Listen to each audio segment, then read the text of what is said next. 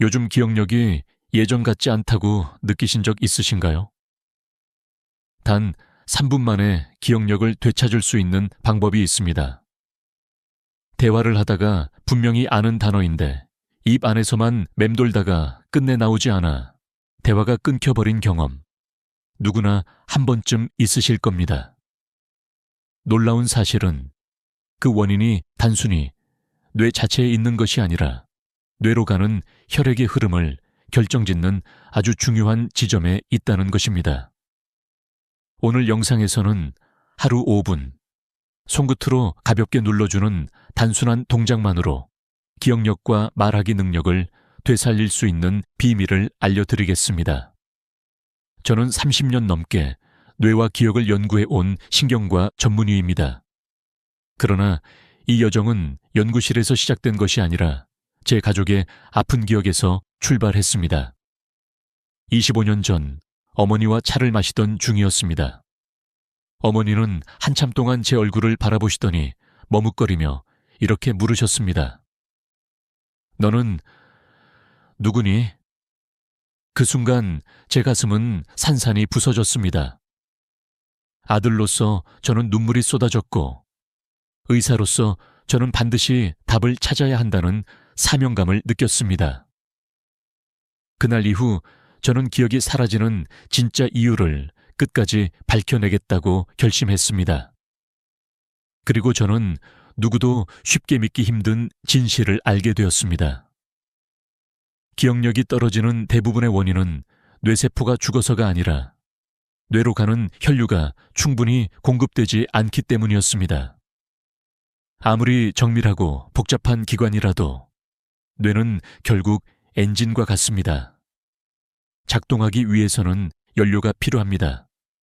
혈액이 산소와 영양분을 실어 나르지 못하면 뇌는 점점 둔해지고 기억은 희미해지며 하고 싶은 말조차 깊은 곳에 갇혀 나오지 못하게 됩니다. 좋은 소식은 이 흐름은 우리가 바꿀 수 있다는 사실입니다. 뇌로 가는 길은 완전히 막혀버린 일방 통행로가 아닙니다. 작은 자극으로도 다시 열 수 있습니다. 그 순간 기억은 돌아오고 말은 다시 흘러나옵니다. 저는 수백 명의 환자들이 단 몇 분의 간단한 실천만으로 눈빛이 밝아지고 목소리가 또렷해지며 자신감을 되찾는 것을 직접 보았습니다. 기억은 사라진 것이 아니라 단지 길을 잃었을 뿐이었습니다. 많은 사람들은 이렇게 말합니다. 나이 들면 다 그래. 하지만 그것은 단순한 핑계일 뿐입니다. 만약 나이가 원인이라면 왜 어떤 분들은 80이 넘어도 전화번호를 또렷하게 기억하는데 어떤 분들은 60에도 일상적인 기억을 잃어버릴까요? 답은 단순합니다. 뇌로 가는 혈류가 원활하냐, 막혀 있느냐의 차이입니다. 이제 몇 분 뒤면 저는 단순히 왜 기억력이 떨어지는지 설명하는 것을 넘어서 여러분이 직접 따라할 수 있는 구체적이고 쉬운 방법을 알려드릴 것입니다. 약도, 특별한 도구도 필요 없습니다. 오직 여러분의 손끝만 있으면 됩니다. 오늘 이 영상을 끝까지 보신다면 아마 이렇게 말하게 될 것입니다. 아, 나는 아직 괜찮구나. 내 기억은 되돌아올 수 있구나. 지금부터 시작하겠습니다. 기억은 왜 사라질까요? 많은 사람들은 나이가 들어서 당연히 기억력이 떨어진다고 생각합니다. 그러나 과연 나이만이 원인일까요? 실제로 환자들을 살펴보면 같은 연령대임에도 어떤 분은 여전히 명확한 기억력과 집중력을 유지하고 또 다른 분은 대화조차 이어가기 힘들어합니다. 이 차이는 어디에서 비롯되는 걸까요? 그 해답은 바로 뇌로 가는 혈류, 즉 피의 흐름에 있습니다. 뇌는 하루 24시간, 단 한순간도 쉬지 않고 일합니다. 우리가 생각하고, 감정을 느끼고, 새로운 정보를 저장하고, 필요할 때 꺼내 쓰는 모든 과정은 뇌에서 일어나지만 이 과정이 가능하려면 반드시 산소와 영양분이 공급되어야 합니다. 그 공급의 통로가 바로 피, 혈류입니다. 피가 도달하지 못하는 순간 뇌는 활동을 멈추고 기억은 희미해지기 시작합니다. 세포가 죽어서가 아니라 세포가 영양분을 공급받지 못하기 때문에 기능이 떨어지는 것입니다. 제가 만난 환자 중 한 분은 65세 남성이었습니다. 그는 늘 머리가 하얘진다는 표현을 썼습니다. 중요한 약속을 기억하지 못하고 대화 도중 단어가 막혀버리곤 했습니다. 하지만 MRI 검사에서는 심각한 뇌 손상이 발견되지 않았습니다. 대신 뇌혈류 검사에서 피가 원활히 흐르지 않는 부분이 확인되었습니다. 즉, 그의 기억력 문제는 세포 자체의 문제가 아니라 혈액 공급의 문제였던 것입니다. 과학적 근거도 이를 뒷받침합니다. 일본에서 진행된 한 연구에서는 뇌로 가는 혈류가 감소하면 단기 기억을 담당하는 해마 히포참풋 부위의 활성도가 급격히 떨어진다는 사실이 확인되었습니다. 혈류가 정상적으로 흐르면 뇌파가 안정되고 정보 저장 능력이 회복되지만 혈류가 줄어들면 단순한 단어조차 떠올리기 어려워졌습니다. 여러분이 단어가 혀끝에 걸려 나오지 않는다는 경험을 하는 이유는 단순히 뇌가 늙어서가 아니라 뇌로 가는 피의 길이 잠시 좁아졌기 때문입니다. 특히 목, 어깨, 등과 같은 부위가 뻣뻣하게 굳으면 그곳을 지나는 혈관이 눌리면서 뇌로 가는 피가 줄어듭니다. 결국 기억력 저하는 몸의 경직과 순환의 문제에서 시작되는 것입니다. 여기서 중요한 사실은 이 과정은 되돌릴 수 있다는 것입니다. 길이 막혀 있다면 다시 열면 됩니다. 혈류는 살아있는 강과 같아서 조금만 자극해주면 다시 흐를 수 있습니다. 저는 임상 현장에서 이 단순한 원리를 확인했습니다. 몇 분간 특정 부위를 자극하자 환자들의 눈이 반짝이고 말이 끊기지 않고 이어지는 경험을 하게 된 것입니다. 그 순간 저는 확신했습니다. 기억은 나이가 아니라 혈류의 문제라는 것을요. 여러분은 아마 이렇게 반문하실 수 있습니다. 정말 그렇게 간단할까? 피가 흐른다고 기억이 되살아날까? 네, 그렇습니다. 뇌는 우리가 생각하는 것 이상으로 예민하고 정직한 기관입니다. 피가 닿으면 바로 반응하고 피가 막히면 즉각 침묵합니다. 문제는 우리가 이 단순한 원리를 잊고 모든 원인을 나의 탓으로만 돌린다는 것입니다. 앞으로 저는 기억력이 떨어지는 진짜 원인이 어디에 있는지, 그리고 뇌로 가는 혈류를 어떻게 회복할 수 있는지 구체적인 방법을 보여드릴 것입니다. 나이가 들어도 또렷하게 살아가는 사람들과 그렇지 못한 사람들의 갈림길은 바로 여기에 있습니다. 여러분도 지금 이 순간부터 그 길을 선택할 수 있습니다. 기억은 사라지는 것이 아니라 돌아올 수 있는 것입니다. 피가 막히는 길목, 바로 여기서 기억의 운명이 갈립니다. 뇌로 가는 혈류는 단순히 머릿속에서만 이루어지는 것이 아닙니다. 목을 지나 어깨를 거쳐 등까지 우리 몸 전체의 혈관망을 따라 흘러갑니다. 그런데 이 길목 중 단 하나라도 막히면 뇌는 충분한 산소와 영양분을 공급받지 못하고 결국 기억이 희미해지기 시작합니다. 제가 수많은 환자들을 만나며 발견한 가장 중요한 지점은 귀 뒤쪽, 목덜미 아래 움푹 들어간 자리입니다. 한의학에서는 이를 풍지혈이라 부르고 신경학에서는 뇌혈류가 집중적으로 모이는 관문으로 설명합니다. 이 작은 지점이 굳어버리면 피는 더 이상 위로 오르지 못합니다.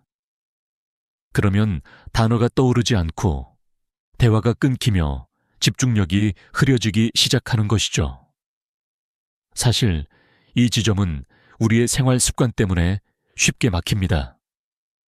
하루 종일 스마트폰을 보며 고개를 숙이고 텔레비전을 보면서 장시간 같은 자세로 앉아 있으면 목과 어깨의 근육이 단단히 수축됩니다. 근육이 단단해진다는 것은 단순한 뻣뻣함이 아니라 혈류의 통로가 압박을 받는다는 뜻입니다. 결국 뇌로 가는 길목이 서서히 좁아지고 기억이 길을 잃기 시작합니다. 여기서 중요한 사실은 풍지혈만이 유일한 길목이 아니라는 점입니다. 어깨 역시 뇌로 가는 피의 고속도로와 같습니다. 어깨가 굳으면 혈류는 위로 올라가지 못하고 중간에서 막혀버립니다. 그래서 많은 환자들이 어깨가 늘 무겁다, 등이 결린다고 말할 때 단순히 근육통이 아니라 뇌로 가는 혈류가 원활하지 않다는 신호일 가능성이 큽니다. 또 한 가지 자주 놓치는 길목은 바로 목입니다. 고개를 숙인 채 오랜 시간 책이나 스마트폰을 보면 목 뒤 근육이 점점 뻣뻣해집니다. 그 사이로 지나가는 혈관은 압박을 받아 혈류 속도가 느려지고 결국 뇌는 필요한 연료를 공급받지 못하게 됩니다. 나이가 들수록 이런 현상은 더 쉽게 일어나고 그 결과 기억력이 급격히 저하되는 것입니다. 과학적 연구도 이를 뒷받침합니다. 영국에서 진행된 한 연구에서는 목과 어깨의 근육 긴장이 심할수록 뇌혈류 속도가 최대 20% 이상 떨어진다는 결과가 나왔습니다. 단순히 근육이 뻣뻣한 것이 아니라 실제로 뇌로 가는 피의 흐름이 줄어든다는 뜻입니다. 그리고 이 작은 차이가 기억을 선명하게 만들 수도 흐릿하게 만들 수도 있습니다. 저는 임상 현장에서 환자들에게 귀 뒤쪽 풍지혈을 자극하거나 어깨와 등을 풀어주라고 권했습니다.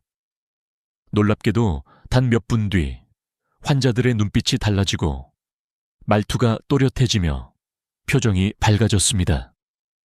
마치 막혔던 강물이 다시 흘러가기 시작하는 것처럼 뇌로 가는 길이 열리자 기억이 되살아나는 순간을 직접 확인할 수 있었습니다. 여러분도 지금 이 순간 고개를 살짝 돌려보세요. 목 뒤와 어깨가 뻣뻣하지 않으신가요?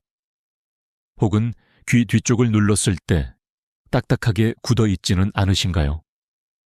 그렇다면 지금 이미 기억으로 가는 길목이 좁아지고 있다는 뜻입니다.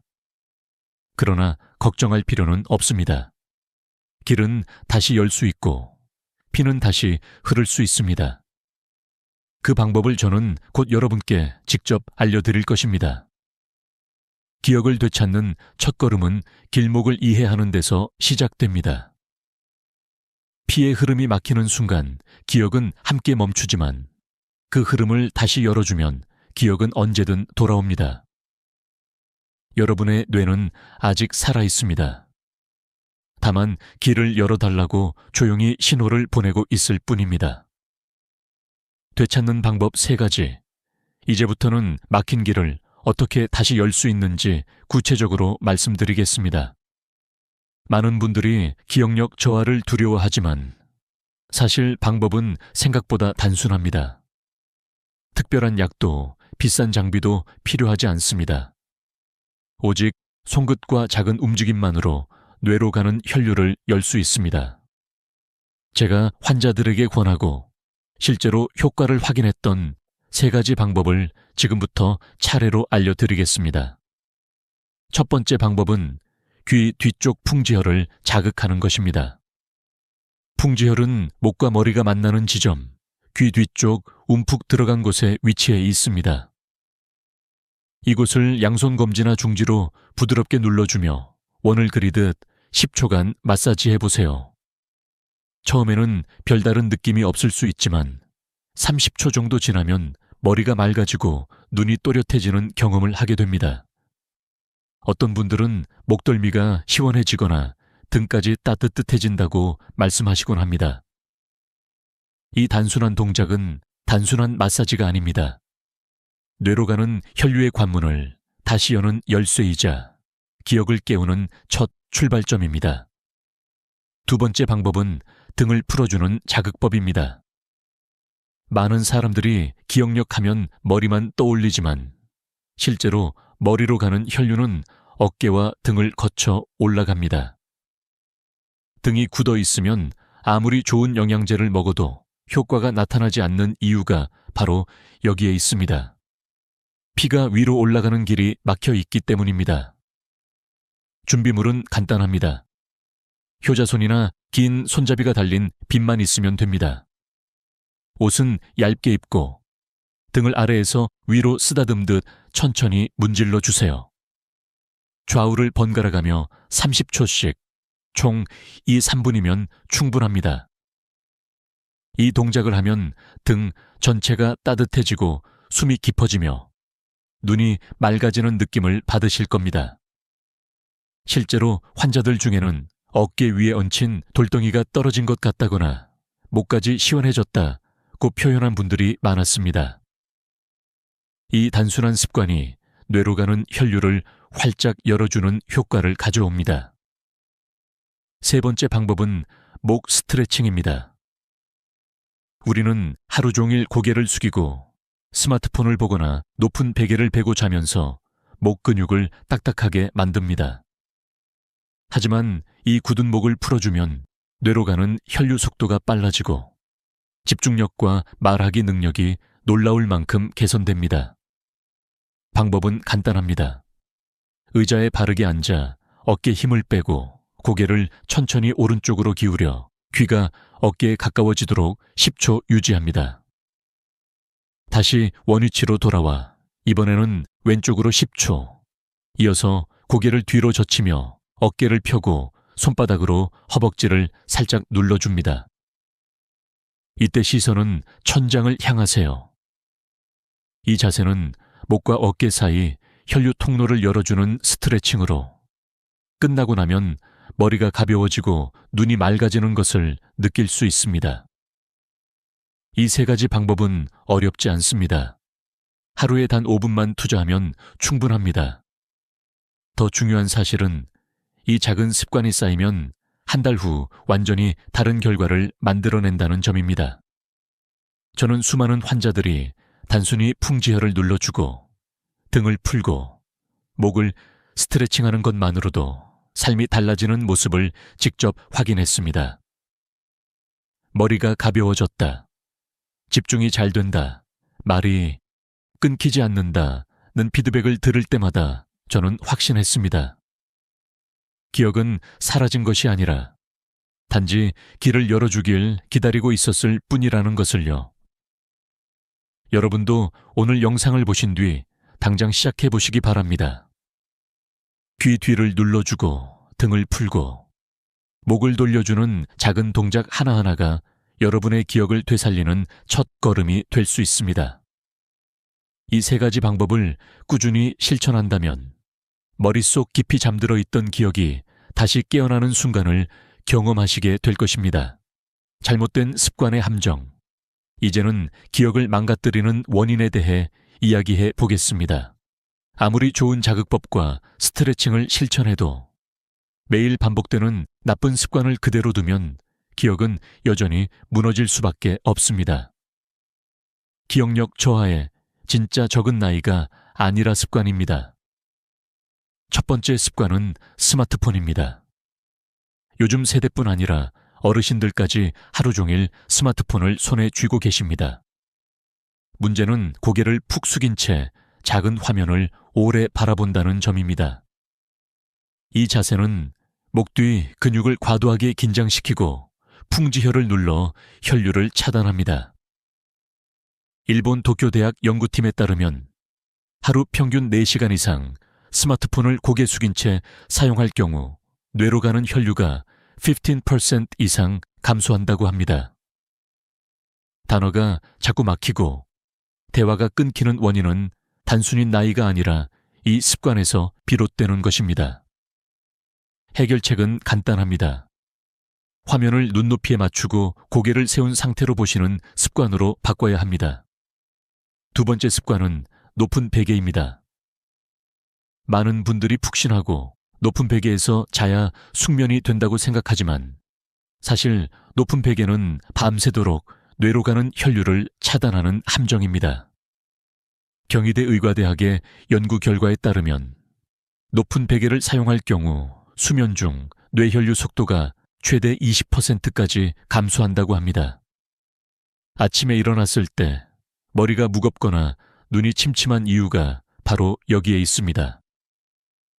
기억을 살리고 싶다면 머리와 목이 일직선이 되도록 낮은 베개를 선택하는 것이 중요합니다. 세 번째 습관은 장시간 같은 자세로 앉아 있는 것입니다. 드라마를 보거나 뉴스를 시청하면서 소파에 깊숙이 파묻혀 두세 시간을 꼼짝 않고 앉아 있으면 등과 어깨, 목 근육이 모두 굳어 혈류가 막힙니다. 서울대 노인의학연구소의 조사에 따르면 하루 평균 2시간 이상 같은 자세로 앉아 있는 노인의 70%가 기억력 저하와 집중력 감소를 호소했습니다. 하지만 광고 시간마다 단 1분이라도 일어나 어깨를 돌리고 목을 스트레칭하면 혈류가 회복되어 기억력에 큰 도움이 됩니다. 이처럼 우리 일상에 깊이 배어 있는 세 가지 습관, 스마트폰을 고개 숙여보는 습관, 높은 베개에서 자는 습관, 장시간 같은 자세로 앉아 있는 습관, 은둔해 보이지 않게 우리의 기억을 갉아먹습니다. 그러나 동시에 이 습관을 고치는 것만으로도 기억은 되살아날 수 있습니다. 임상에서 만난 환자들 중 많은 분들이 운동을 열심히 해도 기억이 좋아지지 않는다고 말씀하셨습니다. 하지만 습관을 고치고 나서부터는 달라졌습니다. 하루 10분도 채 되지 않는 작은 변화가 한 달 뒤에는 또렷한 기억력으로 이어졌습니다. 실제로 74세 환자 한 분은 베개를 바꾸고 TV 시청 중 매번 일어나 스트레칭을 하신 뒤 예전에는 외우지 못하던 전화번호를 자연스럽게 기억해 내셨습니다. 그분은 울먹이며 이렇게 말씀하셨습니다. 내 머리가 아직 살아있구나. 다시 나를 되찾은 것 같아요. 기억을 지키는 싸움은 거창한 것이 아닙니다. 거대한 치료법도 값비싼 약도 필요 없습니다. 단지 잘못된 습관을 바로잡는 작은 실천이 우리의 뇌를 지켜줍니다. 여러분이 지금 어떤 습관을 가지고 계신지가 기억력의 운명을 좌우합니다. 지금 당장 스마트폰을 눈높이에 올려보세요. 오늘 밤 베개를 낮춰보세요. TV를 보다가 광고가 나오면 자리에서 일어나 어깨를 돌려보세요. 그 작은 행동 하나가 10년 젊은 기억력을 돌려줄 수 있습니다. 기억을 지키는 약속. 이제 마지막으로 드리고 싶은 말씀은 단순한 정보가 아니라 삶을 바꾸는 실천입니다. 아무리 좋은 방법을 알고 있어도 꾸준히 실천하지 않으면 변화는 찾아오지 않습니다. 기억력 회복은 의지가 아니라 습관의 힘에서 나옵니다. 저는 환자들에게 항상 작게, 그러나 매일 하라라고 강조합니다. 실제로 병원에서 만난 한 70대 어르신은 처음에는 열정적으로 풍지혈 마사지와 목 스트레칭을 시작했지만 일주일도 채 지나지 않아 잊어버리고 포기하곤 했습니다. 그러나 그분이 변화한 순간은 실천표를 만들었을 때였습니다. 냉장고, 거울, 화장실 문 같은 눈에 잘 보이는 곳에 월요일엔 풍지혈, 화요일엔 등 풀기, 수요일엔 목 스트레칭. 이렇게 요일별로 적어두신 겁니다. 결과는 놀라웠습니다. 3주가 지나자 그분은 이젠 TV를 보다가도 오늘이 무슨 날인지 저절로 떠오른다고 하셨습니다. 작은 표 한 장이 뇌를 깨우는 시작이 된 것입니다. 또 다른 환자 74세 이종섭 어르신은 더 극적인 경험을 하셨습니다. 평소엔 스마트폰 없이는 전화 한 통도 걸지 못하던 분이었는데 어느 날 외출 중에 휴대폰 배터리가 꺼져버렸습니다. 순간 당황했지만 집으로 돌아와 집 전화를 들고 숫자를 하나씩 눌러 내려갔습니다. 놀랍게도 손가락이 스스로 움직였고 아들의 전화번호가 자리마다 또렷하게 떠올랐습니다. 신호음이 울리고 아들의 목소리가 들리자 눈물이 터져 나왔다고 합니다. 그분은 말했습니다. 아, 내가 아직 괜찮구나. 내 머리가 다시 살아났구나. 이것은 단순히 숫자를 기억했다는 의미가 아닙니다. 나 자신을 다시 찾았다는 증거였습니다. 여러분, 기억은 결코 늦지 않았습니다. 오늘 밤 TV를 보다가 잠깐 고개를 돌리고 어깨를 풀어보세요. 내일 아침 귀 뒤를 눌러 풍지혈을 자극해보세요. 그 작은 움직임 하나가 머릿속 깊이 잠들어 있던 기억을 깨울 수 있습니다. 중요한 건 크고 거창한 변화가 아니라 작지만 꾸준한 반복입니다. 저는 30년 연구와 임상 경험을 통해 확신합니다. 기억을 지키는 힘은 매일의 선택에 달려 있습니다. 잘못된 습관을 버리고 작은 실천을 반복하며 가족과 함께 웃고 대화하는 순간이 곧 최고의 뇌 훈련입니다. 기억은 사라지는 것이 아니라 우리가 돌려설 수 있는 것입니다. 오늘 이 영상을 끝까지 함께 해주셔서 감사합니다. 만약 이 이야기가 마음에 와닿으셨다면 좋아요와 구독을 눌러주시고 소중한 분들과 꼭 공유해주세요. 여러분의 작은 클릭 하나가 누군가의 기억을 지켜주는 시작이 될 수 있습니다. 여러분의 기억 절대 늦지 않았습니다. 오늘부터 다시 깨어나기 시작합니다. 모든 채소는 몸에 좋다. 평생 그렇게 믿어왔습니다. 하지만 그 믿음이 제 아내의 신장을 무너뜨릴 뻔했습니다. 의사였던 저조차도 눈앞에서 벌어진 현실 앞에서 충격을 감출 수 없었습니다. 당뇨와 고혈압을 앓던 아내는 매일같이 건강하다 믿었던 채소들을 먹었습니다. 그런데 그 건강한 식탁이 사실은 염증을 키우는 불씨였던 겁니다. 병원 검사에서 드러난 수치들은 냉혹했고 수십 년 의사로 살아온 저를 무너뜨릴 만큼 충격적이었습니다. 그날 이후 저는 한 사람의 남편으로서 또 한 사람의 의사로서 제 신념을 뿌리째 흔드는 질문을 마주했습니다. 채소는 정말 모두 몸에 이로운가? 사람들은 흔히 채소라면 무조건 건강에 좋을 것이라고 생각합니다. 저 역시 그렇게 가르쳤고 믿었으며 환자들에게도 권했습니다. 그런데 제 아내의 사례는 그 믿음을 송두리째 깨뜨렸습니다. 의학 교과서 어디에도 자세히 쓰여 있지 않은 그러나 환자들의 몸에서 실제로 일어나고 있던 채소의 양면성을 직면하게 된 것입니다.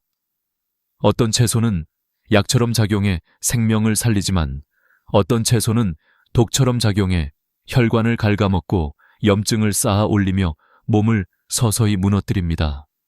저는 다시 연구실로 돌아갔습니다. 수백 편의 논문을 찾아보고 최신 임상 데이터들을 뒤적이며 매일같이 채소 하나하나의 성분을 재검토했습니다. 그 과정에서 알게 된 사실은 단순했습니다. 우리가 나이 들수록 필요한 채소는 따로 있고 반드시 피해야 할 채소 또한 명확히 존재한다는 것입니다. 그동안 채소는 모두 약이라는 단순한 공식이 얼마나 위험한 착각이었는지를 저는 늦게나마 깨달았습니다. 저는 이 이야기를 숨기고 싶지 않았습니다. 왜냐하면 아내가 겪은 고통은 다른 노인 환자분들이 겪지 않아야 할 일이었기 때문입니다. 여러분이 지금 이 영상을 보고 계신다면 어쩌면 비슷한 고민을 안고 있을지도 모릅니다. 혈당이 오르내려서 걱정이신가요? 이유 없이 피곤하고 몸이 무거우신가요? 혹은 늘 챙겨 먹던 채소가 과연 진짜 내게 좋은지 의심해 본 적 있으신가요? 그렇다면 이 이야기는 바로 여러분을 위한 것입니다. 오늘 제가 말씀드릴 내용은 단순히 채소 목록을 나열하는 것이 아닙니다. 오랜 세월 동안 환자 곁을 지키며 쌓은 임상 경험과 과학이 밝혀낸 영양학적 진실, 그리고 무엇보다 한 사람의 가족을 살리고 싶었던 절박함이 함께 녹아 있습니다. 이 영상은 채소를 바라보는 여러분의 시각을 완전히 바꿔놓을 것입니다. 저는 올해로 82 노년 내과 전문의 박성철입니다. 45년 동안 대학병원과 요양병원에서 노인의 식생활, 혈관, 신장 질환만을 연구해왔습니다. 그 시간 동안 수천 명의 환자들을 보며 제가 배운 것은 하나입니다. 무엇을 먹느냐가 그 사람의 인생을 바꾼다. 단순히 건강을 지키는 차원이 아니라 노년의 삶의 질, 나아가 존엄까지 결정짓는 문제입니다. 저는 지금부터 오랫동안 제 환자들이 가장 많이 물었던 질문에 답하려 합니다. 박사님, 도대체 뭘 먹어야 합니까? 뭘 피해야 합니까? 아마 여러분도 같은 질문을 품고 계실 겁니다. 그리고 오늘 저는 그 답을 분명하게 말씀드릴 겁니다. 하지만 본격적인 이야기에 들어가기 전에 한 가지 부탁을 드리고 싶습니다. 지금 이 영상을 어느 지역에서 보고 계신가요? 서울인가요? 부산인가요? 아니면 제주일까요? 댓글에 남겨주시면 저는 여러분의 건강 여정을 꼭 기억하겠습니다. 저는 아내의 눈물에서 출발해 이 진실을 마주했습니다. 그리고 지금은 수많은 어르신들께 그 깨달음을 나누며 두 번째 인생을 살고 있습니다. 앞으로 이어질 이야기는 단순히 지식 전달이 아니라 실제로 여러분의 몸을 변화시키고 삶을 되살릴 수 있는 열쇠가 될 것입니다. 어떤 채소는 뇌를 살리고 어떤 채소는 조용히 심장을 무너뜨립니다. 우리가 먹는 그 한 끼가 약이 될지 독이 될지는 결국 우리의 선택에 달려 있습니다. 이제 저는 여러분과 함께 그 선택의 길을 하나씩 밝혀나가겠습니다. 오늘 들으실 이야기는 그 어떤 건강 상식보다도 현실적이고 그 어떤 의학 논문보다도 가슴 깊이 다가올 것입니다. 왜냐하면 이 이야기는 숫자나 통계가 아니라 살아있는 사람들의 몸과 눈물에서 시작되었기 때문입니다. 이제부터 채소에 숨겨진 진짜 얼굴을 보여드리겠습니다.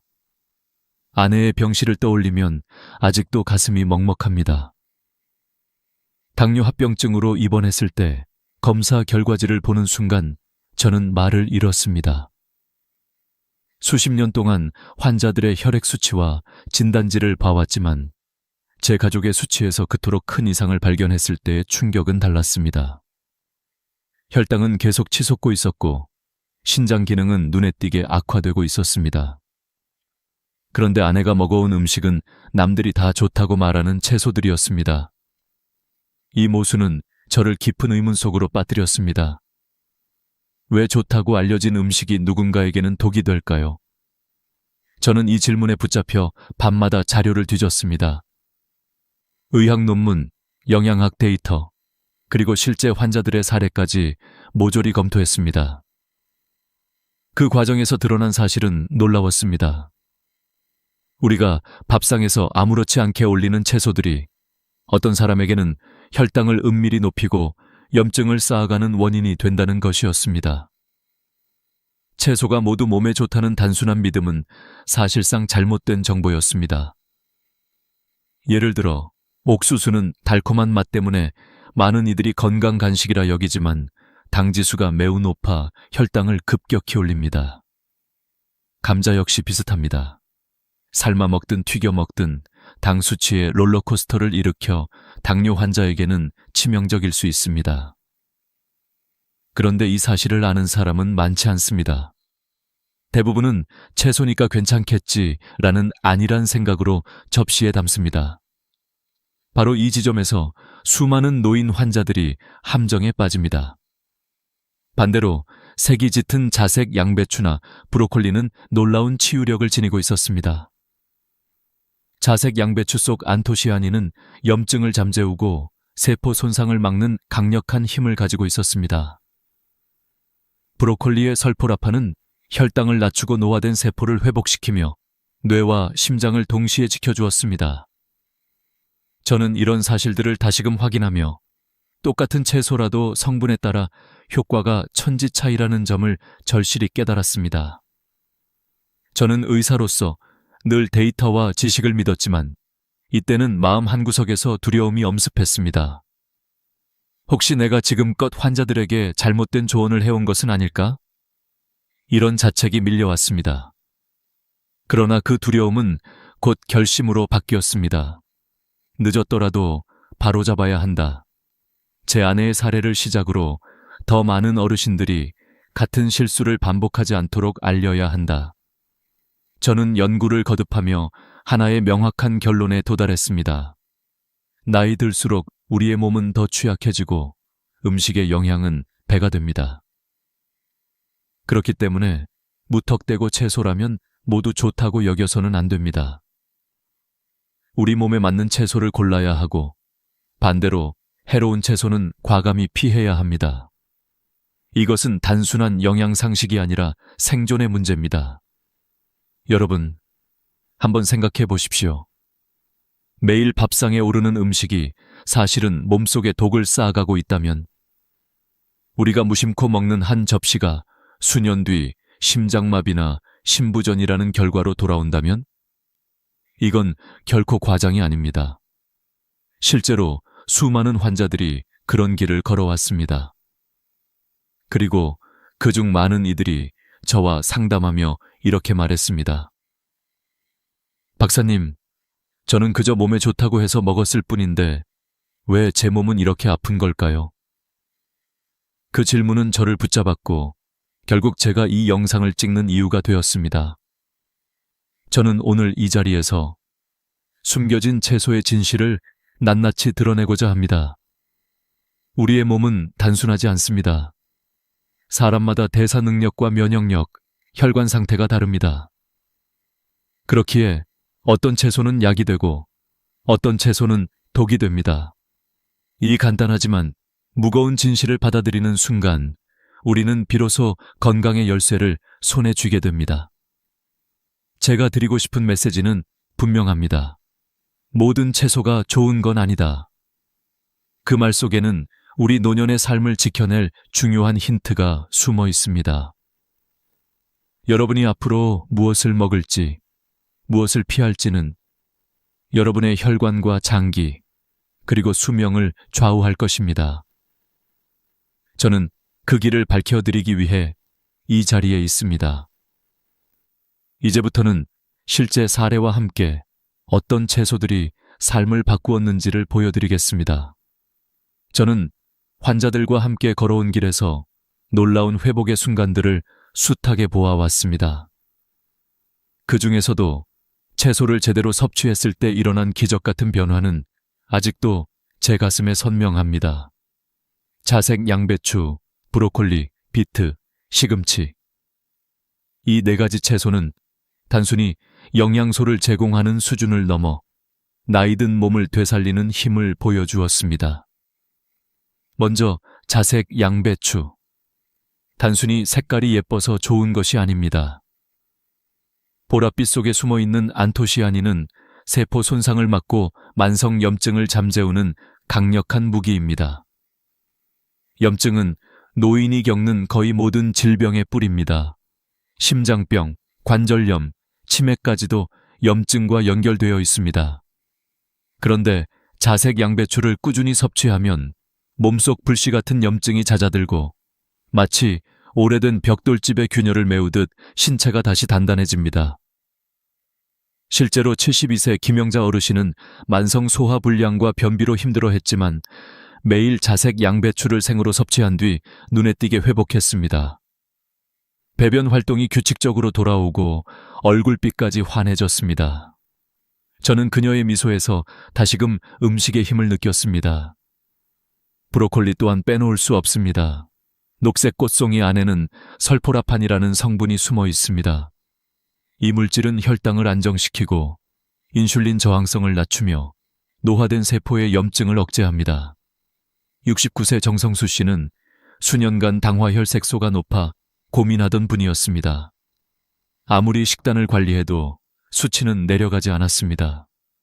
하지만 브로콜리를 매일 데쳐 드신 지 3개월 만에 수치가 눈에 띄게 떨어졌습니다. 그분은 브로콜리가 내 인생을 바꿨다고 말할 정도로 만족해 하셨습니다. 뇌 건강에도 탁월한 효과가 있다는 연구 결과는 이미 다수 존재합니다. 비타민 K와 엽산이 풍부하여 기억력과 집중력을 지켜주기 때문입니다. 비트는 혈관을 살리는 채소입니다. 그 속에 든 질산염은 체내에서 산화질소로 바뀌어 혈관을 확장시킵니다. 덕분에 혈압이 내려가고 뇌 혈류가 개선됩니다. 75세 이순옥님은 오후만 되면 기운이 빠져 아무것도 못하던 분이었습니다. 하지만 비트 스무디를 꾸준히 드신 뒤 활력을 되찾았습니다. 기억력마저 눈에 띄게 좋아졌다고 말씀하셨습니다. 붉은 빛깔의 베타인은 세포의 노화를 늦추는 항산화제 역할까지 했습니다. 단순히 피로 회복이 아니라 삶 전체가 달라진 것입니다. 마지막으로 시금치. 이 채소는 노인에게 눈과 뇌를 지키는 방패와 같습니다. 루테인과 제아잔틴은 노화로 약해지는 망막을 보호하고 시력 저하를 늦춥니다. 또한 철분과 마그네슘, 엽산이 고르게 들어있어 혈액을 만들고 신경을 안정시킵니다. 80세 오정희 씨는 안구 건조와 골다공증으로 힘들어했지만 매일 시금치를 섭취한 뒤 눈의 피로가 줄고 골밀도 수치가 향상되었습니다. 그녀는 이제 다시 책을 읽고 세상을 또렷하게 볼 수 있다며 웃음을 되찾았습니다. 이렇듯 채소 하나하나가 사람의 삶을 바꾸는 열쇠가 되기도 합니다. 중요한 것은 그냥 먹는 것이 아니라 어떻게, 어떤 형태로 먹느냐입니다. 자색 양배추는 생으로 샐러드에 넣어 먹을 때 가장 효과적이고, 브로콜리는 살짝 찌거나 마늘과 함께 볶을 때 효능이 극대화됩니다. 비트는 스무디로 섭취할 때 흡수율이 높으며, 시금치는 살짝 데쳐 나물로 무쳐 먹으면 옥살산 걱정 없이 즐길 수 있습니다. 여러분, 이 4가지 채소는 단순한 식재료가 아닙니다. 한 사람의 노년을 활기차게 만들고 삶을 새롭게 열어주는 친구입니다. 어제보다 오늘, 오늘보다 내일 더 건강한 몸을 원한다면 이 4가지 채소를 반드시 기억하시기 바랍니다. 이제 우리는 반대로 몸을 무너뜨리는 채소들의 진실을 마주해야 합니다. 지금까지는 우리 몸을 살리는 채소들을 보았습니다. 하지만 모든 채소가 약이 되지는 않습니다. 오히려 어떤 채소는 나이가 들수록 조용히 도구로 작용해 건강을 위협합니다. 우리는 그것을 잘 알지 못한 채 매일 밥상에 올려왔습니다. 아내의 사례가 그렇듯이 좋다는 이름 아래 몸을 무너뜨리는 채소들이 분명 존재합니다. 첫 번째는 옥수수입니다. 달콤하고 고소한 맛 때문에 많은 분들이 간식으로 즐겨왔지만 옥수수는 혈당 지수가 높은 대표적인 채소입니다. 특히 나이가 들어 췌장이 약해진 상태에서 옥수수를 자주 섭취하면 혈당이 급격히 상승하고 인슐린 분비가 불안정해집니다. 66세 박모 씨는 간단히 먹을 수 있다는 이유로 통조림 옥수수를 늘 식탁에 올렸습니다. 그러나 정기검진에서 공복 혈당이 130을 넘고 당화혈색소까지 높아져 결국 당뇨 진단을 받았습니다. 그는 건강한 채소라고만 믿었다며 충격을 받았고, 지금은 옥수수를 완전히 끊고 다른 대체 식품으로 관리하고 있습니다. 두 번째는 감자입니다. 우리에게 너무 친숙한 식재료지만 감자는 혈당을 급격히 올려 당뇨와 고혈압 위험을 동시에 높입니다. 튀김이나 으깬 감자로 먹을 때는 그 해로움이 더 커집니다. 72세 이문수 씨는 매일 저녁 감자를 즐겨 먹다가 갑작스러운 고혈압 진단을 받았습니다. 식단 상담을 통해 감자의 영향을 깨달은 그는 지금은 고구마로 바꾸어 먹습니다. 고구마는 혈당 지수가 낮고 식이섬유가 풍부하여 훨씬 안정적입니다.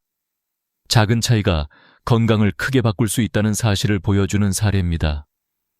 세 번째는 가지입니다. 보랏빛이 아름다운 가지는 일부 사람에게 예상치 못한 문제를 일으킬 수 있습니다. 가지에 들어있는 알칼로이드 성분은 관절통이나 피로감을 심화시키기도 합니다. 실제로 68세 여성 환자는 관절염을 앓고 있었는데 가지 요리를 먹은 날이면 몸이 무겁고 통증이 심해졌습니다. 식단에서 가지를 줄이자 통증이 완화되는 것을 직접 경험했습니다. 게다가 가지에는 옥살레이트가 포함되어 있어 신장 기능이 약한 노인에게는 부담이 될 수 있습니다. 이처럼 몸에 좋다는 말만 믿고 섭취하다가는 오히려 고통을 키우는 결과를 맞을 수 있습니다. 네 번째는 통조림 토마토입니다. 겉으로 보기에는 신선한 토마토와 다를 것 없어 보이지만 통조림 내부의 코팅 성분인 BPA는 토마토의 산성과 반응해 음식에 섞여 나옵니다. 이 물질은 호르몬 교란을 일으키고 장기적으로 심혈관 질환과 부정맥을 악화시킬 수 있습니다. 70세 김현우 씨는 간편하다는 이유로 통조림 토마토 소스를 자주 사용했는데 어느 날 갑작스러운 부정맥 증상을 경험했습니다. 상담 끝에 BPA와 과도한 나트륨 섭취가 원인 중 하나일 수 있다는 사실을 알게 되었고, 이후 신선한 토마토로 직접 소스를 만들어 드시며 건강을 되찾았습니다. 여러분, 채소라고 해서 모두 안전하지는 않습니다.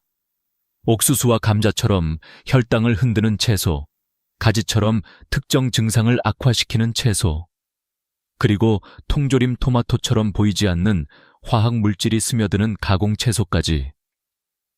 이들은 나이가 들어갈수록 우리 몸을 더욱 무너뜨립니다. 중요한 것은 무조건 피하는 것이 아니라 자신의 몸 상태를 이해하고 선택하는 것입니다. 혈당이 불안정하다면 옥수수와 감자를 줄이고, 관절염이 있다면 가지를 조심해야 합니다. 또 가공식품 대신 신선한 재료를 선택하는 지혜가 필요합니다. 좋은 채소는 뇌와 심장을 지키지만 나쁜 채소는 조용히 몸을 갉아먹습니다. 우리는 늘 약과 독을 동시에 밥상 위에 올리고 있는 셈입니다. 그 차이를 아는 순간 건강의 주도권은 여러분의 손에 들어옵니다. 이제 저는 과학과 실제 경험을 바탕으로 어떻게 하면 이 채소들의 영양을 올바르게 구분하고 적용할 수 있는지 말씀드리겠습니다. 나이가 들수록 음식이 단순한 영양 그 이상의 의미를 지니게 됩니다. 그 한 끼가 혈관의 운명을 바꾸고 신장의 수명을 결정하며 삶의 활력을 되찾아주기도 합니다. 그렇기 때문에 저는 임상 현장에서 과학적 데이터와 실제 경험을 결합해 환자들에게 설명해 왔습니다. 오늘 이 자리에서도 여러분께 같은 방식으로 말씀드리고자 합니다. 먼저 혈당 관리입니다. 미국 당뇨학회에서 발표한 자료에 따르면 혈당 지수 GI가 높은 식품은 2형 당뇨 발생 위험을 최대 40%까지 높일 수 있습니다. 옥수수와 감자가 대표적입니다. 단순히 배부름을 채우는 음식 같지만 반복적인 혈당 스파이크는 췌장을 지치게 하고 결국 인슐린 저항성을 악화시킵니다. 실제로 저희 병원에 오셨던 70대 환자 중 상당수가 채소니까 괜찮다며 감자나 옥수수를 자주 드시다 당뇨 합병증에 시달렸습니다. 반대로 브로콜리와 자색 양배추 같은 채소는 혈당을 안정화시키는 효과가 과학적으로 입증되어 있습니다. 설포라판과 안토시아닌이 인슐린 민감도를 높이고 세포 염증을 줄이는 역할을 하기 때문입니다. 혈압과 혈관 건강도 빼놓을 수 없습니다. 영국 옥스퍼드 대학의 연구에서 비트를 꾸준히 섭취한 그룹은 평균 수축기 혈압이 7mmHg 이상 낮아졌습니다. 단순히 숫자가 내려간 것 이상의 의미가 있습니다. 혈압이 낮아도 뇌졸중 위험은 약 14%, 심장마비 위험은 약 9% 줄어든다는 데이터가 있습니다. 저와 함께 생활 습관을 바꾼 이순옥님이 기억력과 활력을 되찾은 것도 단순히 기분이 좋아진 차원이 아니라 뇌혈류 개선이라는 과학적 근거 위에서 설명할 수 있는 일입니다. 눈 건강에 있어서도 마찬가지입니다. 루테인과 제아잔틴이 풍부한 시금치는 망막을 보호합니다. 미국 국립안연구소 NIH의 발표에 따르면 이 두 성분은 노인성 황반 변성의 진행을 25% 이상 늦추는 효과가 있습니다. 실제로 오정희 씨가 시금치를 꾸준히 먹고 다시 책을 읽을 수 있게 된 것은 단순한 체험담이 아니라 과학적 뒷받침이 있는 사실입니다. 여기서 중요한 것은 지식만이 아닙니다. 저는 환자들에게 언제나 이렇게 말합니다. 내 몸은 실험실이다. 같은 음식을 먹어도 사람마다 반응은 다릅니다. 그렇기 때문에 데이터를 이해하는 동시에 자신의 몸의 변화를 세심하게 살펴야 합니다. 어떤 음식을 먹은 뒤 유독 피로가 심해지거나 관절이 뻣뻣해지거나 혹은 혈당이 쉽게 오르내린다면 그것이 바로 몸의 경고입니다. 가지가 어떤 이에게는 문제가 되듯 개인의 반응은 과학만으로 설명되지 않는 영역까지 존재합니다. 저는 의사로서 과학을 믿습니다. 하지만 남편으로서, 아버지로서, 또 한 사람의 인간으로서 저는 경험을 더 믿습니다. 논문에서 확인한 수치와 환자들의 몸에서 일어난 변화가 일치할 때 그 순간 비로소 확신이 생깁니다. 그리고 그 확신을 여러분께 전달하는 것이 지금 제 사명입니다. 여러분도 한번 스스로에게 물어보십시오. 나는 어떤 채소를 믿고 먹어왔는가? 그리고 그 결과 내 몸은 어떻게 반응했는가? 이 질문에 솔직하게 답하는 순간 건강을 지키는 첫 걸음이 시작됩니다. 좋은 채소를 선택하는 것은 단순히 식단 관리가 아니라 자기 몸을 존중하는 행위입니다. 반대로 나쁜 채소를 무심코 섭취하는 것은 스스로를 해치는 일과 다르지 않습니다. 이제까지 말씀드린 것은 단순한 이론이 아닙니다. 혈액검사 수치로, MRI 영상으로, 그리고 환자들의 웃음으로 증명된 사실입니다. 여러분의 선택은 곧바로 수치로, 건강으로, 삶의 질로 이어집니다. 저는 여러분이 더 이상 채소는 모두 좋다는 막연한 믿음에 머무르지 않기를 바랍니다. 그 대신 과학과 경험이 말해주는 진실을 따르길 바랍니다. 이제 마지막으로 제가 살아온 인생과 의사로서의 여정을 통해 얻은 가장 큰 교훈을 나누고자 합니다. 저는 80이 넘은 지금도 매일 아침 병원 노트를 펼칩니다. 수십 년간 수많은 환자들을 보며 얻은 결론은 단순하지만 무겁습니다. 당신이 먹는 것이 곧 당신의 내일을 만든다. 젊을 때는 잘 몰랐습니다. 몸이 강하고 회복력이 빠르니 무엇을 먹든 큰 문제가 없어 보였습니다. 그러나 나이가 들면 이야기가 달라집니다. 똑같은 음식을 먹어도 몸은 더 크게 반응합니다. 좋은 음식은 약처럼 힘을 주지만 나쁜 음식은 독처럼 병을 불러옵니다. 아내의 신장 수치를 보며 느낀 충격은 제 인생의 전환점이었습니다. 그때 저는 깨달았습니다. 지식만으로는 부족하다. 사랑하는 이를 살리고 싶다면 진짜 진실을 찾아야 한다. 그 마음이 저를 다시 공부하게 만들었고 결국 이렇게 여러분 앞에 서게 만들었습니다. 저는 이제 더 이상 단순히 의사가 아닙니다. 여러분과 같은 길을 걷는 동행자이자 먼저 걸어온 사람으로서 제 경험을 나누고 있을 뿐입니다. 저는 지금까지 4가지 몸을 살리는 채소와 4가지 몸을 해치는 채소를 말씀드렸습니다. 자색 양배추는 염증을 줄이고 장을 살립니다. 브로콜리는 혈당을 조절하며 심장과 뇌를 지켜줍니다. 비트는 혈관을 확장시켜 혈압을 낮추고 활력을 되찾아줍니다. 시금치는 눈과 뇌, 그리고 혈액을 살리는 보물 같은 채소입니다. 반대로 옥수수와 감자는 혈당을 무너뜨리고 가지는 관절과 신장을 괴롭히며 통조림 토마토는 화학물질과 나트륨으로 우리 몸을 갉아먹습니다. 그러나 이 모든 사실보다 더 중요한 교훈이 있습니다. 그것은 바로 음식은 곧 처방이라는 것입니다. 의사가 내리는 약 처방만큼이나 우리가 매일 선택하는 밥상이 우리의 몸을 결정합니다. 나이가 들수록 그 영향은 더욱 분명해집니다. 그러니 오늘의 작은 선택이 내일의 건강을 바꾼다는 사실을 잊지 마십시오. 저는 환자들에게 늘 이렇게 말합니다. 오늘 식탁에 무엇을 올릴지는 결국 당신이 스스로에게 쓴 처방전입니다. 아무도 대신 써주지 않습니다.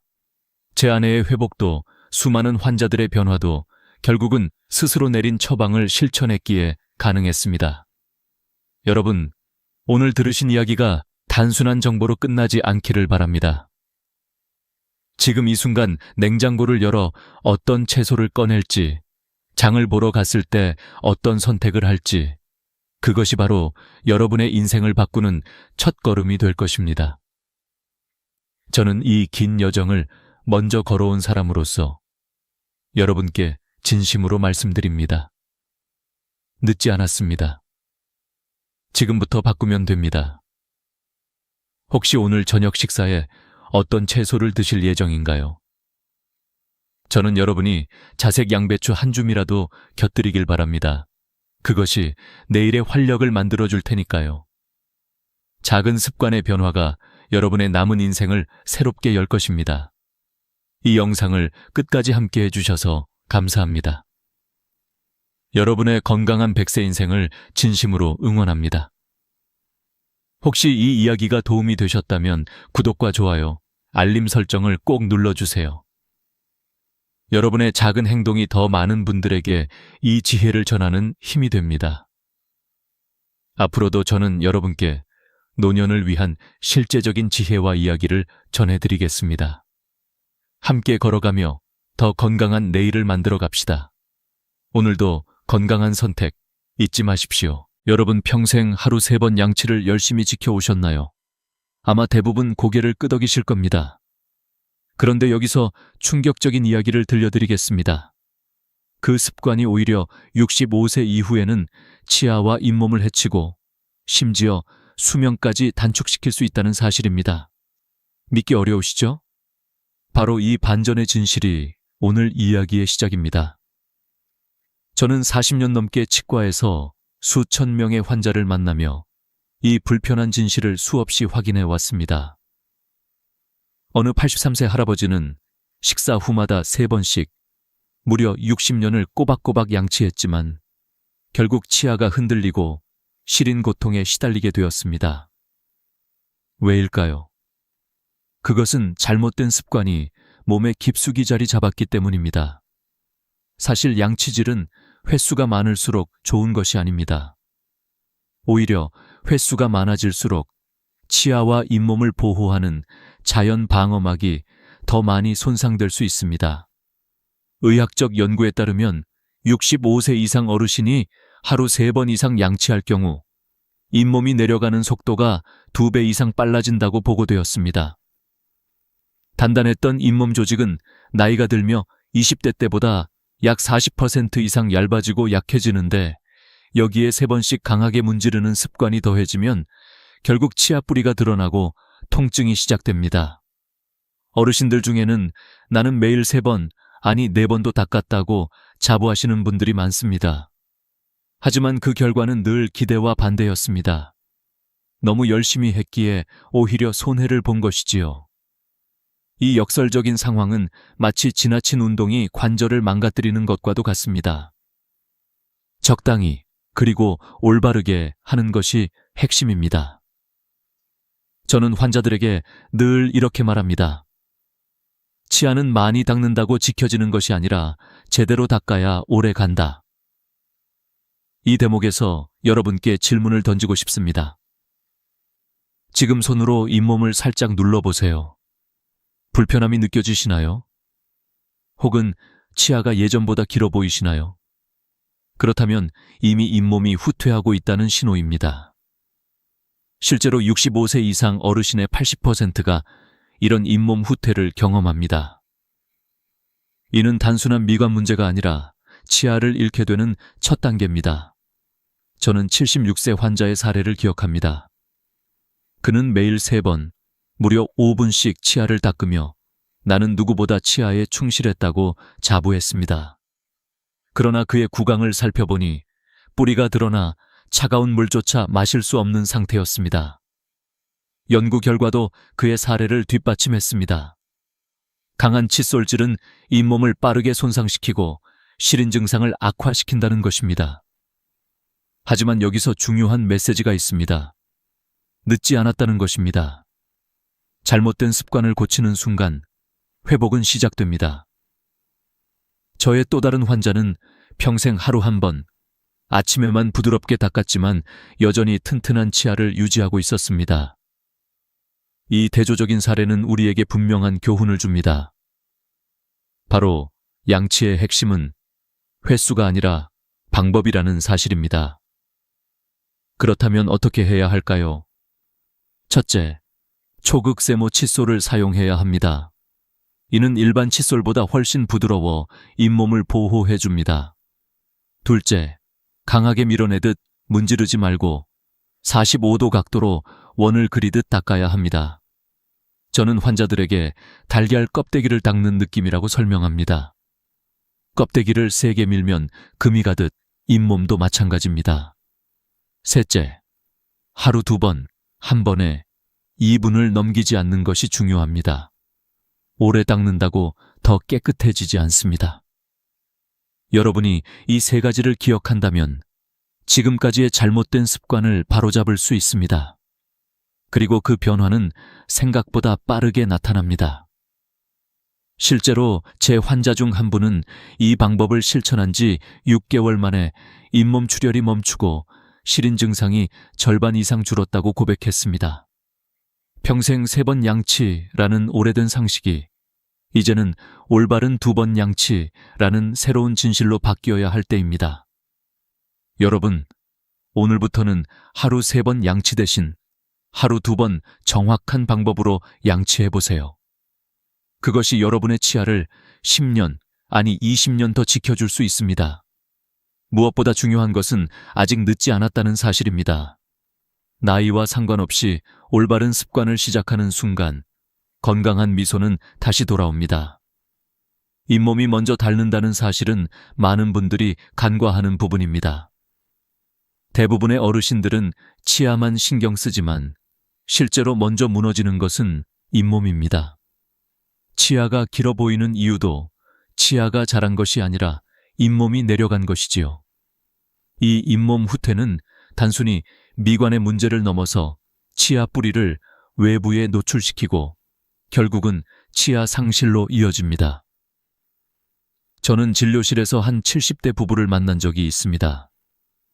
남편은 하루 3번 이상 칫솔질을 꼼꼼하게 해왔는데 잇몸이 내려가 차갑거나 뜨거운 것을 먹을 때마다 심한 통증을 호소했습니다. 반면 아내는 하루 2번만 부드럽게 양치했는데 잇몸도 튼튼하고 치아도 건강했습니다. 이 대비는 너무도 극명했습니다. 노력과 결과가 정반대로 나타난 것이지요. 의학적으로도 설명할 수 있습니다. 나이가 들면서 잇몸 조직은 점점 얇아지고 탄력을 잃습니다. 60대가 되면 잇몸 두께는 20대의 절반 수준으로 줄어들기도 합니다. 이런 상황에서 딱딱한 칫솔로 강하게 문지르면 잇몸은 쉽게 손상되고 치아 뿌리가 노출됩니다. 그 순간부터 찬물 한 잔조차 괴로움으로 바뀌는 것입니다. 한 연구 결과를 소개하겠습니다. 65세 이상 노인을 대상으로 조사했을 때 하루 3번 이상 강한 칫솔질을 하는 그룹은 하루 2번 부드럽게 양치하는 그룹에 비해 잇몸 후퇴 속도가 2배 이상 빠른 것으로 나타났습니다. 단순한 습관 차이가 수년 뒤에는 치아 보존 여부를 결정하는 큰 요인이 된다는 사실입니다. 그렇다면 어떻게 해야 할까요? 올바른 방법을 익히는 것이 무엇보다 중요합니다. 첫 번째는 칫솔의 선택입니다.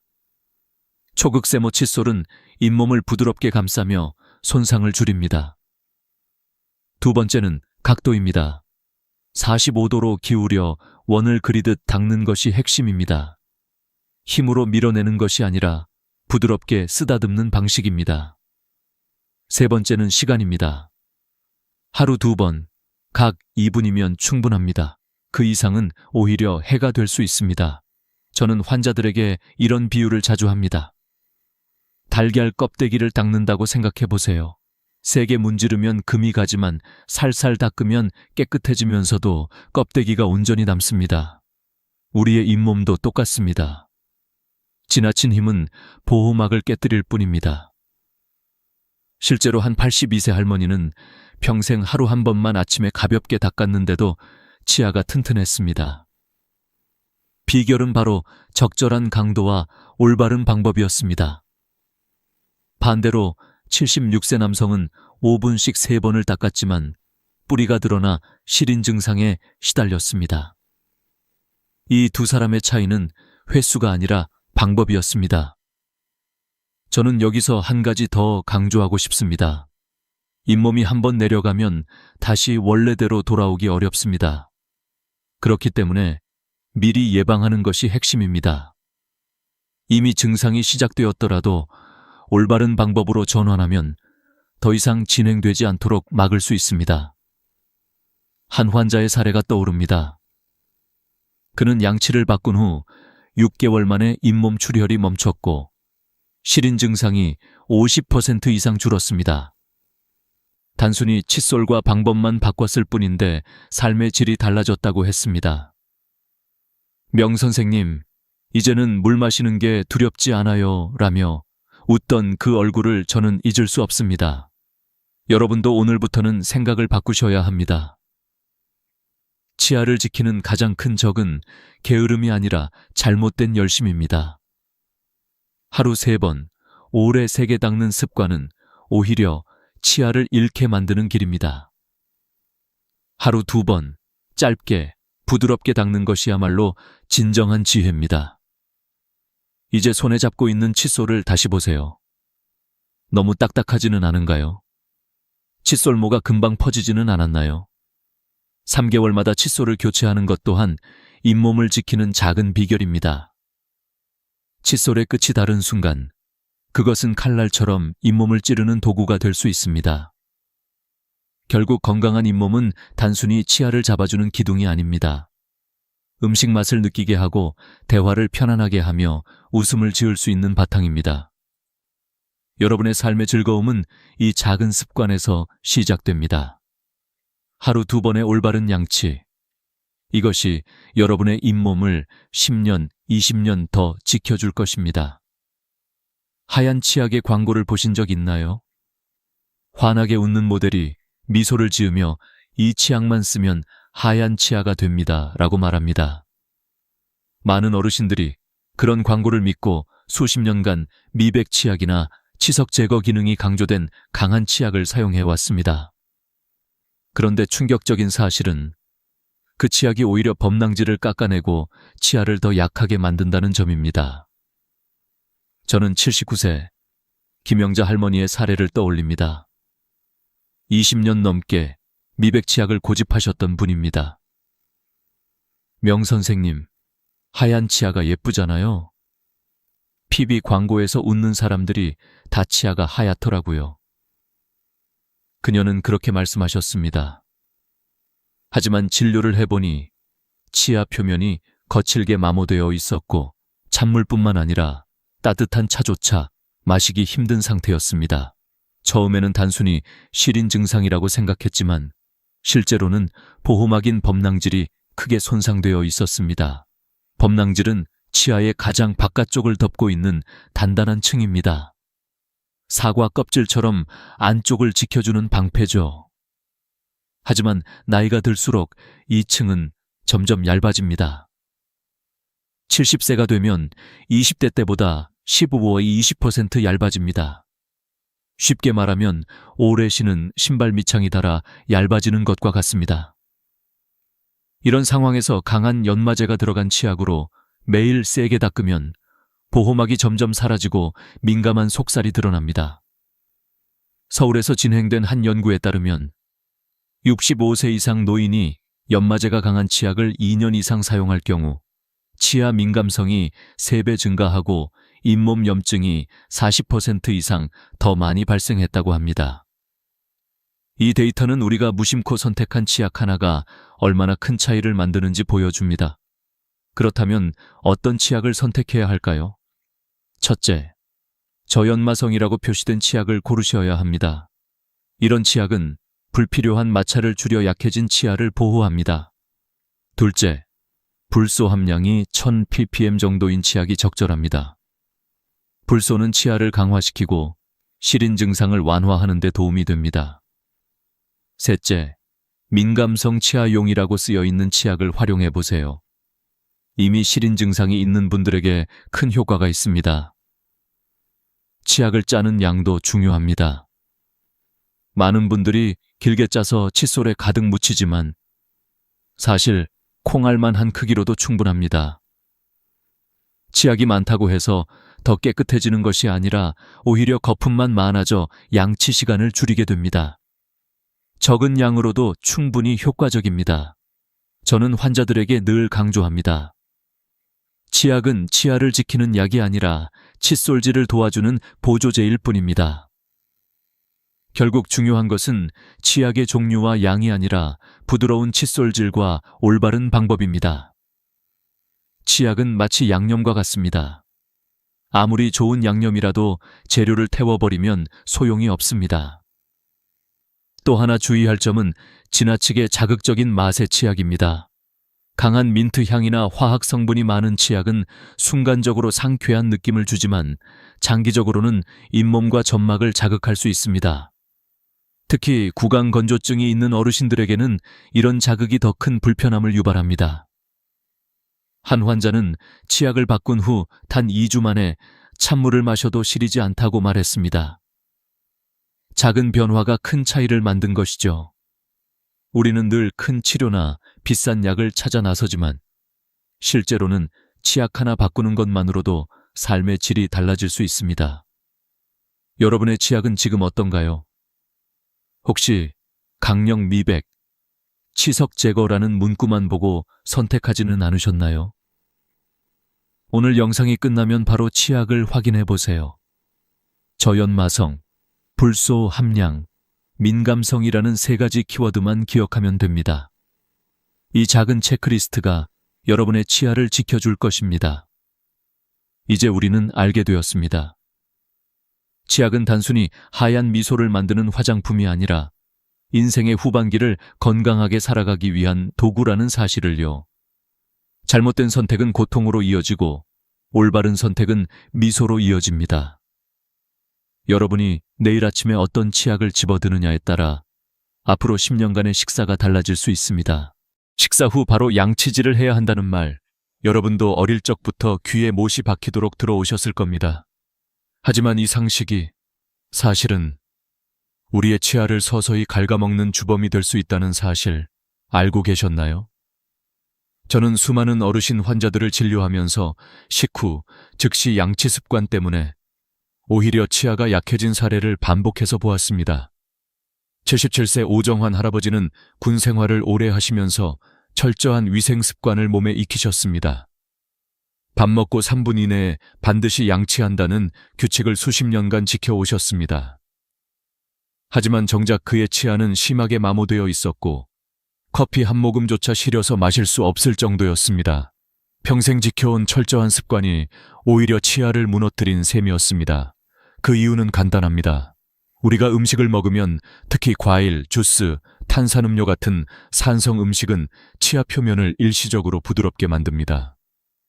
이 상태에서 바로 칫솔질을 하면 약해진 범낭질이 그대로 벗겨져 나갑니다.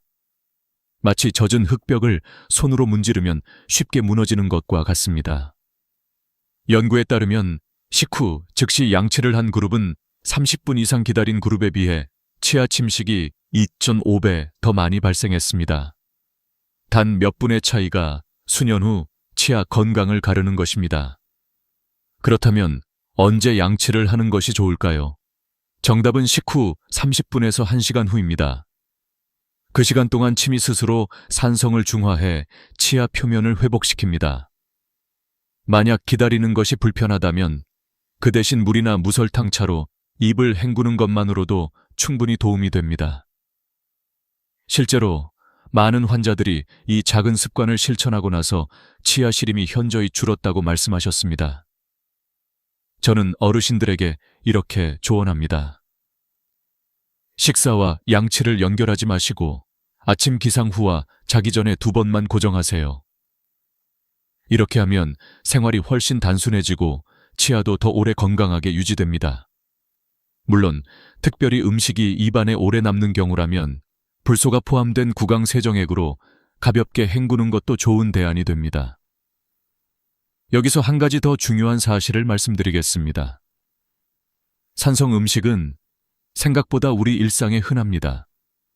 오렌지 주스, 사과, 와인, 심지어 김치까지도 산성을 띱니다.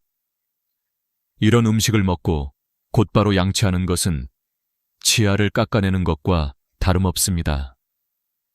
따라서 산성 음식을 드신 뒤에는 반드시 충분한 시간을 두셔야 합니다. 한 환자분은 이렇게 말씀하셨습니다. 선생님, 평생 밥 먹자마자 양치 안 하면 견딜 수 없었어요. 그런데 이제 30분만 기다리니 훨씬 편안합니다. 그의 치아는 몇 달 만에 시림이 줄고 통증 없는 생활을 되찾았습니다.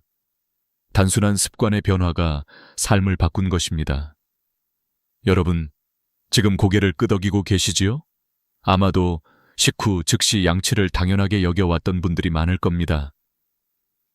그러나 오늘부터는 생각을 바꾸셔야 합니다. 치아를 오래 지키는 길은 빠른 양치가 아니라 기다림입니다. 기다림이야말로 치아를 위한 최고의 선물입니다.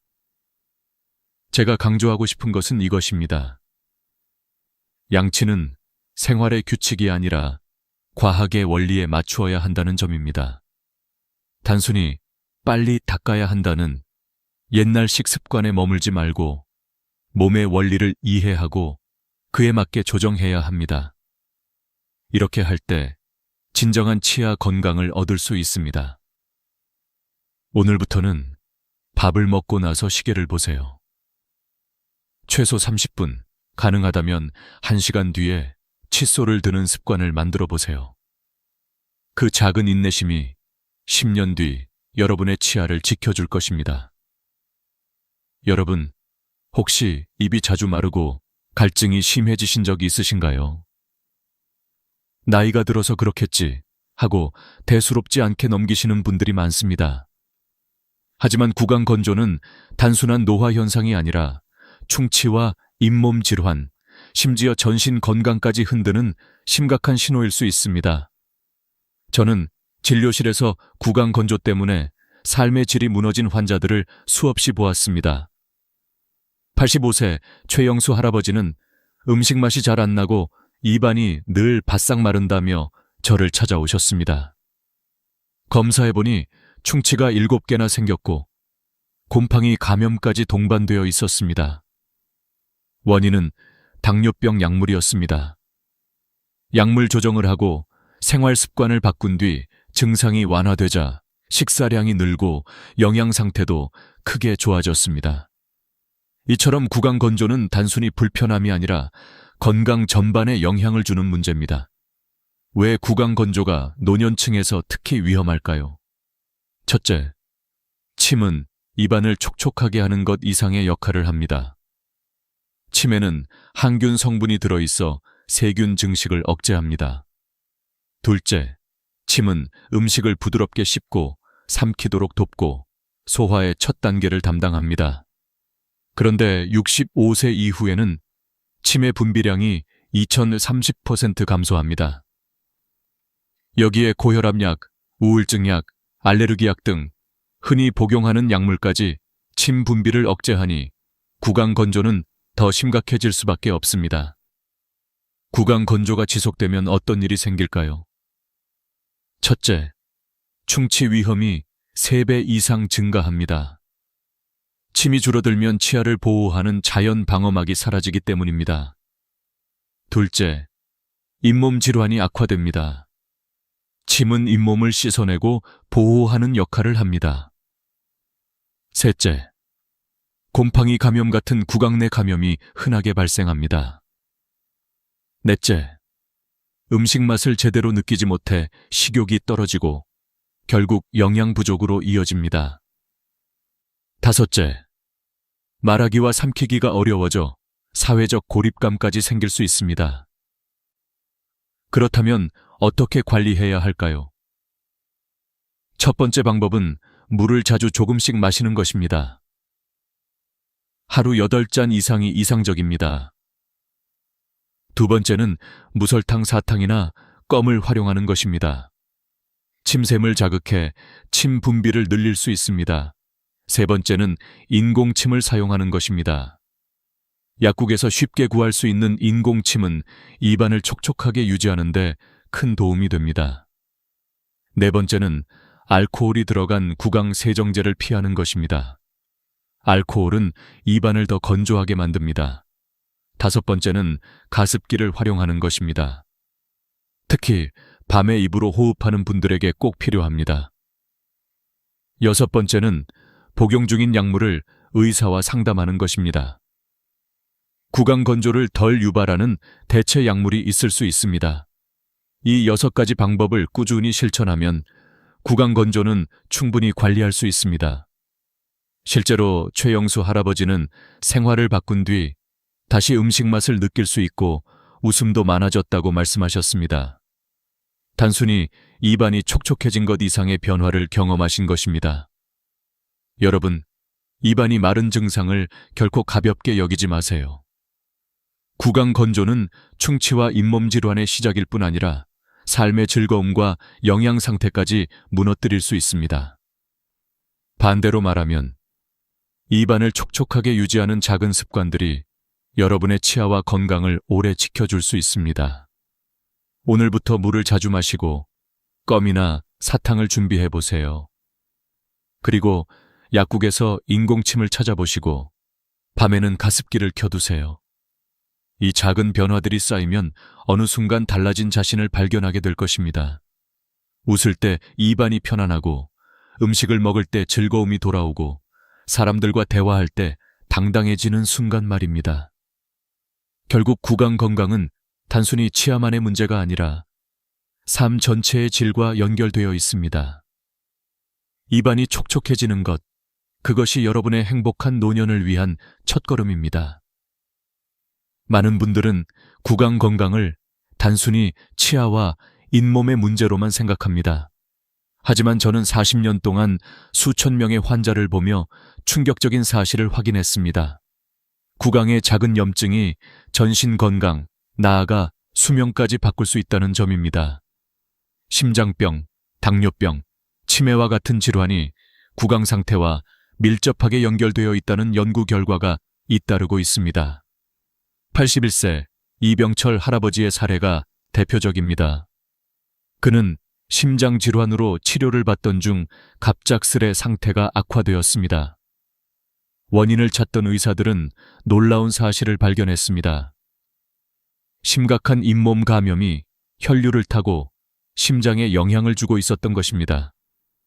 잇몸 치료를 시작한 뒤 심장 상태가 안정되었고 그는 증손자의 돌잔치에 건강하게 참석할 수 있었습니다.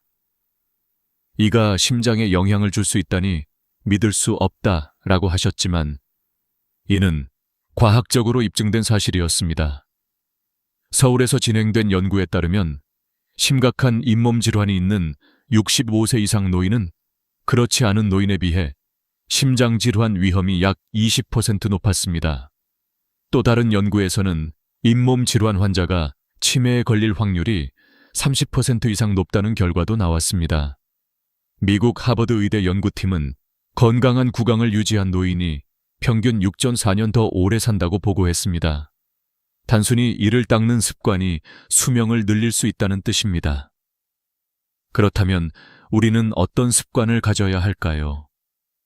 저는 환자들에게 6가지 처방전을 제시합니다.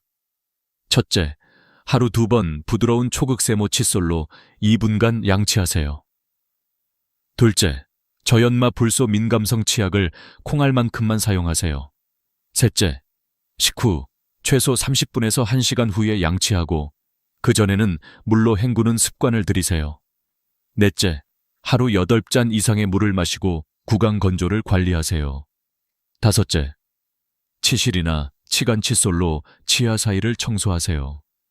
여섯째, 6개월마다 정기적으로 치과 검진을 받아 문제를 조기에 발견하세요. 이 처방전을 꾸준히 실천한 환자들은 놀라운 변화를 경험했습니다. 어떤 이는 잇몸 출혈이 멈췄고 또 다른 이는 심장 발작의 위험에서 벗어났습니다. 저는 그들의 눈빛에서 삶을 되찾은 기쁨을 보았습니다. 여러분도 할 수 있습니다. 늦었다고 생각하지 마세요. 지금이 바로 시작하기에 가장 좋은 때입니다.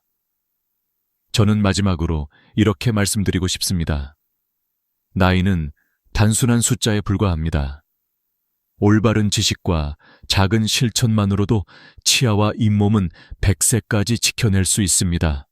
건강한 구강은 단순히 음식을 씹기 위한 것이 아니라 웃음을 되찾고 대화를 이어가며 삶의 질을 지켜주는 열쇠입니다.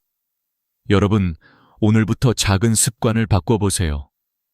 하루 2번, 올바른 방법으로 양치하는 것, 물을 자주 마시는 것, 그리고 정기적으로 치과를 찾는 것. 그 모든 것이 쌓여서 여러분의 인생을 더 길고 행복하게 만들어줄 것입니다. 오늘 이야기가 도움이 되셨다면 구독과 좋아요 버튼을 눌러주세요. 그리고 이 영상을 가족이나 주변 어르신들과 꼭 공유해 주시기 바랍니다. 여러분의 한 번의 클릭이 누군가의 삶을 바꿀 수 있습니다.